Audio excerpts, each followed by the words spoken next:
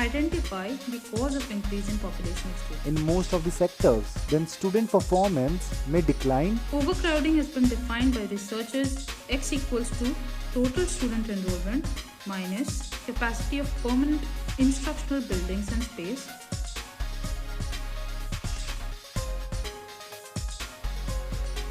Welcome all the listeners to our podcast. In the talks presented by the cultural team of Triple IT Bhagalpur. Before we start, it would be very pleased for you to know who your hosts are and to know what experience we are speaking from. You are listening to first year student Prince Kulehari, and I am joined by Nishi Singh, also a first year student. Hi guys, I am Nishi from first year. Our topic for today is effects of overpopulation on the education system of India. In the past years, there has been an increase in population of students in institutions. This has been consistent without the attendant increase in facilities, teachers, and infrastructure, etc. With the decline in quality of education and output, it therefore becomes imperative for us to know or to find out whether the increase in population of students directly affects their academic performance and identify the cause of increase in population of students. India has been affected by overpopulation in most of the sectors.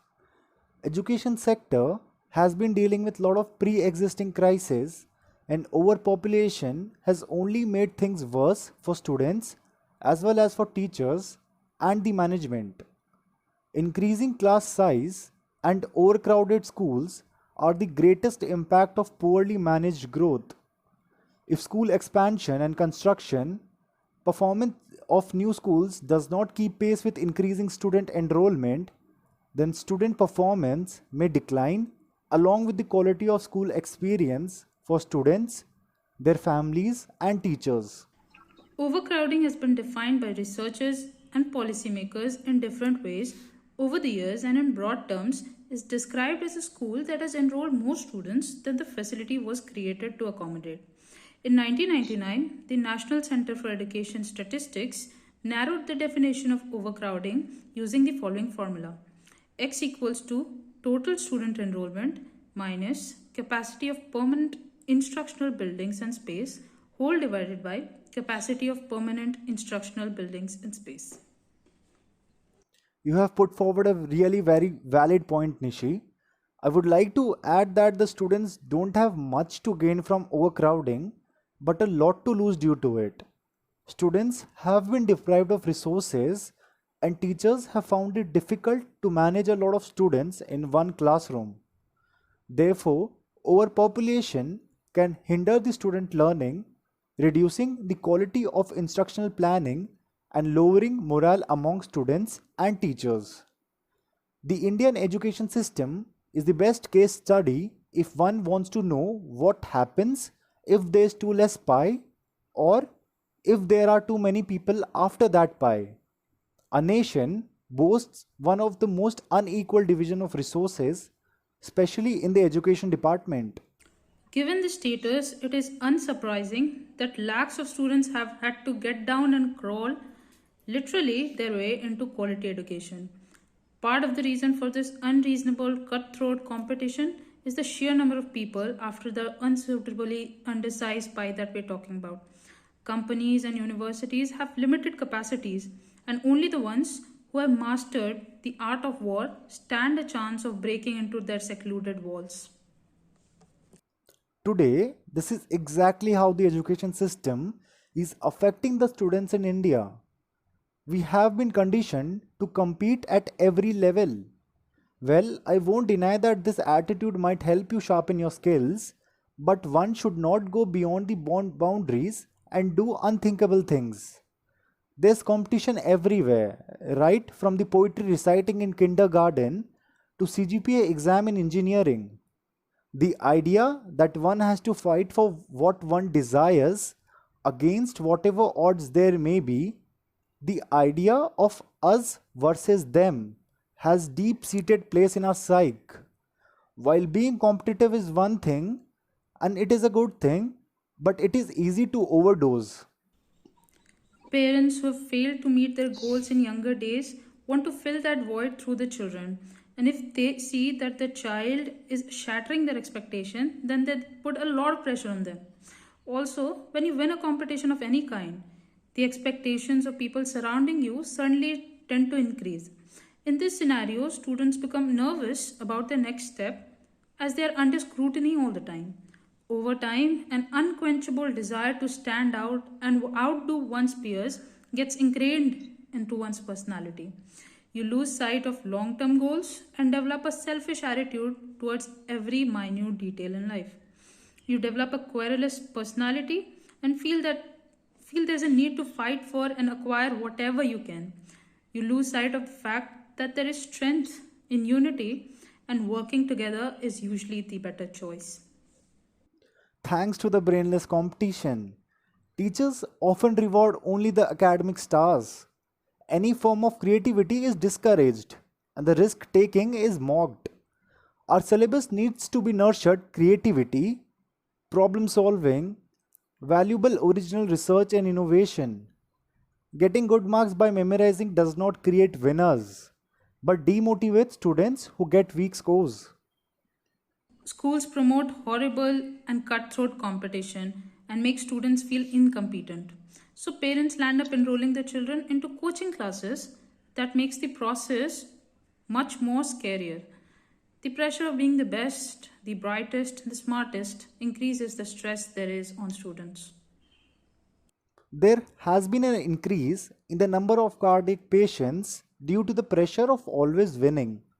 Things like poor nutrition, high blood pressure, heavy alcohol consumption, and physical inactivities only make the situation worse.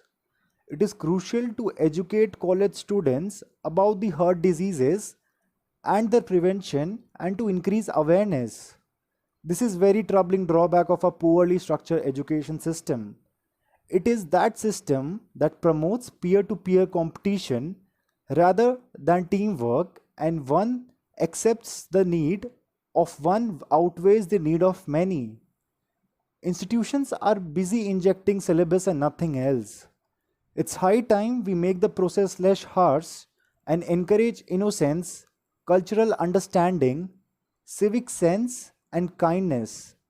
We need to pick this apart from its very roots, as the heart of problem lies in the very philosophy behind the flimsy structure of our education system. Lots of surveys have happened over the past few years where students and professionals working in the education field have shown their concern. The researcher developed a questionnaire and validated before its use, personally visited schools and collected data. After collection, data was analyzed by frequency and percentage method. The study found out that the discipline of class, participation by students, evaluation by teachers, and other physical problems do exist in overcrowded classrooms. Parents have often written to schools authorities about the problems that are faced by the children in the academic year. Lots of parents move to the urban areas seeking better education for the children and have overcrowded urban cities unintentionally. But definitely they aren't to be blamed as their initial residents didn't meet the requirement of education, so this left them with no other choice. Education in rural areas have major challenges that needs to be tackled. Most schools still practices rote learning. They are yet to be introduced to the smart ways of learning through technology. Also, in rural areas, it has been found that the primary purpose of students attending classes is due to the midday meal and education being second. This gap can be bridged with the help of government laying emphasis on the school's infrastructure and building more schools and then dividing students accordingly. Teachers can help students find and develop their interests only when class strength is reasonable and the school is equipped with all the important resources. Overcrowding reduces students' ability to pay attention and increases school violence. In such institutes, students achieve less. Rates of student absenteeism are higher than at schools that do not have these kinds of problems. Sometimes overcrowding is addressed by putting students on year round multi track schedules with fewer days of school. These students suffer interrupted and lost instructional time, limited access to advanced courses and specialized programs, Ill time breaks, and correspondingly limited access to extracurricular activities and enrichment programs, also leading to poorer academic performance. Crowded classroom conditions not only make it difficult for students to concentrate on the lessons, but inevitably limits the amount of time teachers can spend on innovative teaching methods such as cooperative learning and group work, or indeed on teaching anything beyond the barest minimum of required syllabus. Classroom is the most important territory inside the school. Classroom environment is maintained by equal participation of both teacher and students. Understudies learning conduct can be improved when educators set aside time to make this class atmosphere in which the youth feels great comfort with the instructor and associates. But when the strength of class increases, the quality of education decreases simultaneously. Teachers are affected both physically and mentally.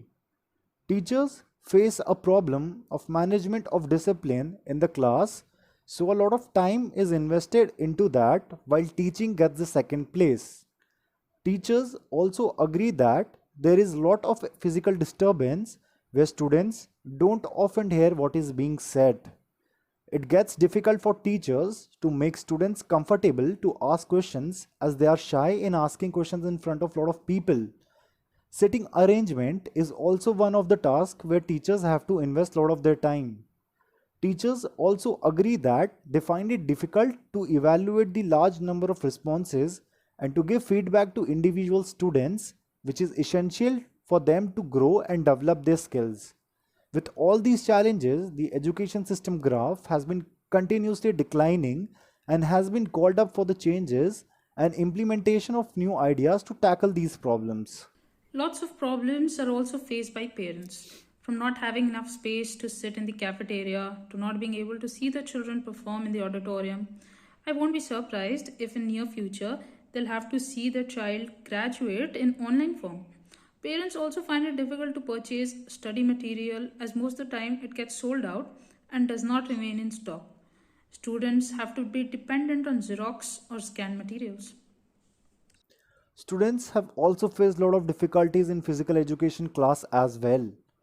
Physical education is meant to train students physically and to train them in various sports.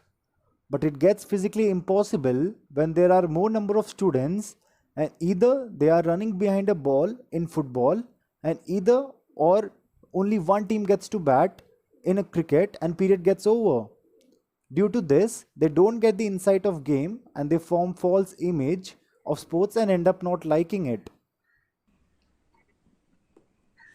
Teachers in overcrowded classroom must be exceptionally organized. They have to be well prepared every day. They must develop a fluid system through trial and error to maximize the time they have with the students. Teachers can generate solutions for overcrowded classrooms by creating energetic and engaging lessons. Every lesson must be enticing, energetic, and fun. It is easy for student in any class to be distracted and lose interest. But this is especially true in a large classroom. Lessons must be fast paced, unique, and full of attention grabbers.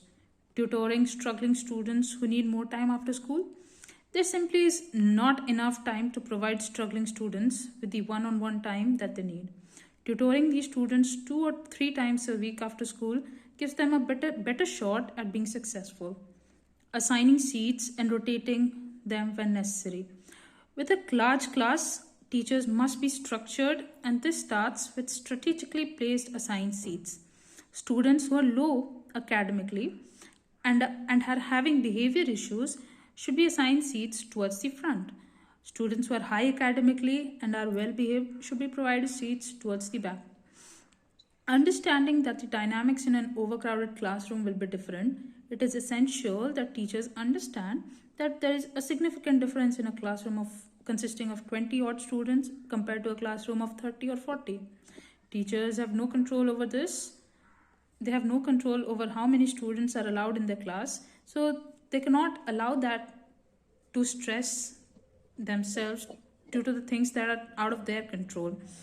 Teachers should understand that they are not going to be able to spend time with each student every day. They should understand that they will not get to know each student on a personal level. That is simply the reality of an overcrowded classroom. Overcrowding in school is a major issue that can be pinned. But we also have to understand that the issue is of overcrowding cannot be solved overnight, but rather it is a gradual process and we should be ready with alternatives as it would take time to improve the present condition. There are various things that can be put into action.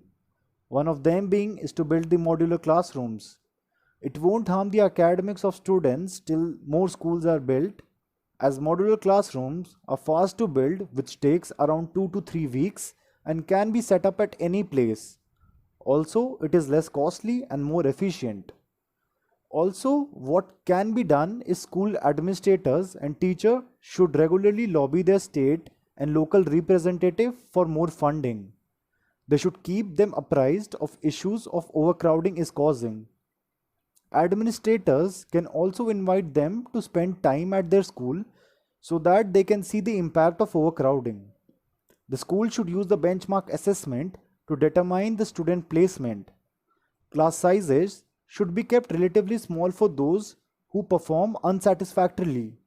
Students who are strong academically have less to lose in an overcrowded classroom. Also, to avoid student indulging in talking during class, they have to be kept busy with activities, and also supervision can be done on them by assigning the responsibilities among them. At the end, we want to underline the fact that given the competition out there, marks matter, but probably not as much as you think they do. So, even if you couldn't get into a dream institution, it's alright. There are hundreds of opportunities literally waiting out there to be grabbed. Right now, people are likely asking you your scores, discussing cutoffs, panicking about admission lists. A red line on your mark sheet can feel like the end of your world, but it isn't. Failure is just part and parcel of your life. So, if you continue to work hard in life, success is sure to come. Right then, we enjoyed putting forward our viewpoints. We hope you enjoyed listening to us as well. I would like to reiterate the purpose of the podcast, that is to let you guys, our listeners, be hooked to the different topics, interviews, and interesting facts that we bring forward. We promise to keep bringing up new podcasts every week. Until next time, it's a wrap from Prince and me. Stay safe and take care. Thank you. Thank you.